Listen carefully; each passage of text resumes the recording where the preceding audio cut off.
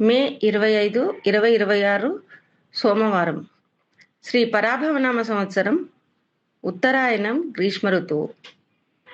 జ్యేష్ఠమాసం శుక్లపక్షం. సూర్యోదయం తెల్లవారుజామున 5:45. సూర్యాస్తమయం సాయంత్రము 6:40. తిథి దశమి తెల్లవారుజామున 5:11 వరకు. తర్వాత ఏకాదశి. సంస్కృత వారం ఇందూవాసరః. నక్షత్రం ఉత్తర ఫల్గుని తెల్లవారుజామున 4:05 వరకు.